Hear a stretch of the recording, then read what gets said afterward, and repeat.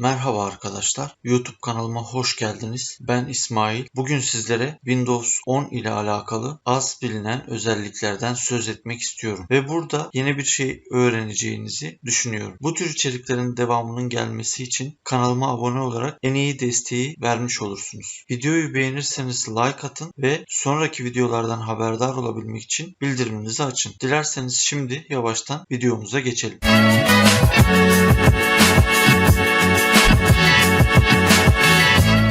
İlk ipucumuzu pano geçmişi ile alakalı vermek istiyorum. Herkes kısa yollarla kopyalama ve yapıştırmayı bilir. Ctrl+C ve ardından da Ctrl+V, değil mi? Ama panoya kopyaladığımız son şeyi yapıştırmakla sınırlı olmadığımızı biliyor muydunuz? Pano geçmişi ile birden fazla kopyalanan öğeyi kaydedebilir ve bunları istediğimizde kullanabiliriz. Örneğin herhangi bir konuda araştırma yapıyoruz diyelim ve Ctrl+C kısa yolu ile bu araştırma metninin farklı bölümlerini kopyaladık. Sonra belgeme geri dönüyorum ama sadece son kopyalanan öğeyi yapıştıran Ctrl+V kısa yolunu kullanmak yerine Windows tuşuna basılı tutup pano geçmişine ulaşmak için V tuşuna basıyorum. Burada kopyalamış olduğum tüm öğeleri görebilirim ve hangisini yapıştırmak istiyorsam onu seçip yapıştırabilirim. Gördüğünüz gibi. Bunu yapabilmek için pano geçmişini etkinleştirmemiz yeterli arkadaşlar. Etkinleştirmek için ise Windows tuşuna basıp arama kısmına pano ayarları yazmam yeterli. Açılan ekranda pano geçmişi kısmını aktif hale getiriyoruz ve işlem tamamlanıyor.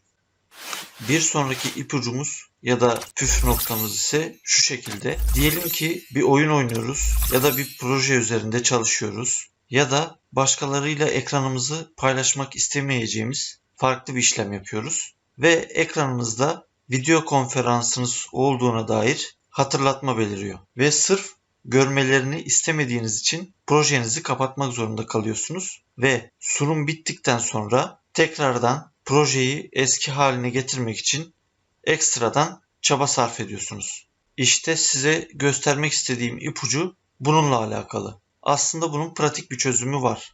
Bunu yapabilmek için Windows, Shift ve D kısa yolunu kullanarak temiz bir masaüstü sayfası açabiliriz. Ve konferansımız, sunumumuz bittikten sonra tekrar kaldığımız yerden devam edebilmek için bu sanal masaüstü ekranından kendi ekranımıza geri dönmek için Windows, Shift ve geri ok tuşuna basmamız yeterli oluyor arkadaşlar. Bir sonraki göstermek istediğim şey ise masaüstü simgelerini tek tıkla gizlemek. Bu çeşitli işlemler yaparken, ekran kaydı alırken çok işimize yarayacak bir özellik arkadaşlar. Bunun için masaüstü ekranında mouse'umuzu sağ tıklıyoruz ve görünüm sekmesine gelerek burada varsayılan olarak gelen masaüstü öğelerini göster tikini kaldırdığımız zaman gördüğünüz gibi tek tıkla masaüstündeki tüm simgelerimiz gitti. Bunu pratik bir şekilde geri getirmek için aynı şekilde masaüstü ekranında mouse'umuza sağ tıklıyoruz.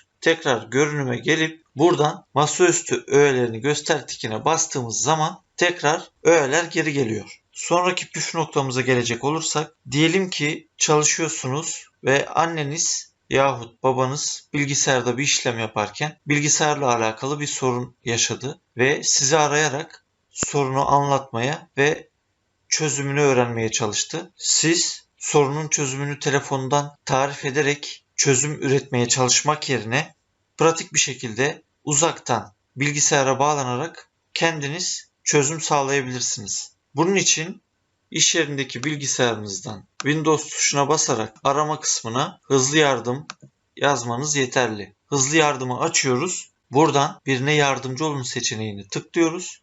Bu seçeneği seçtikten sonra Microsoft bize 6 haneli bir kod verecek. Bu kodu yardım etmek istediğimiz kişiye söylüyoruz. Yardım etmek istediğimiz kişi de bilgisayardan hızlı yardımı açıyor. Buraya 6 haneli kodu giriyor ve gönder seçeneğini tıklıyor ve ardından ekranı paylaş seçeneğini seçmesi gerekiyor. Bunu da seçtikten sonra izin veri seçtiği zaman kontrol bize geçmiş oluyor ve uzaktan bu bilgisayara erişerek pratik bir şekilde sorunu giderebiliyoruz. Evet, bugünkü içeriğimizin de sonuna gelmiş bulunuyoruz. Umarım faydalı bir içerik olmuştur ve işinize yaramıştır. Videonun başında da söylediğim gibi kanalıma abone olarak desteklerinizi esirgemeyin. Videoya like atın ve sonraki videolardan haberdar olmak için bildirimleri açın. Sonraki videoda görüşmek üzere. Hoşça kalın.